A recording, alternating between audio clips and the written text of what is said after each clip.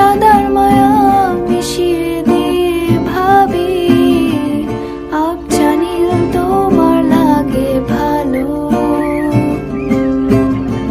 তোমার জন্য নীলছে তারার একটুখানি আলো, ভোরের রং রাতে মিশে কালো।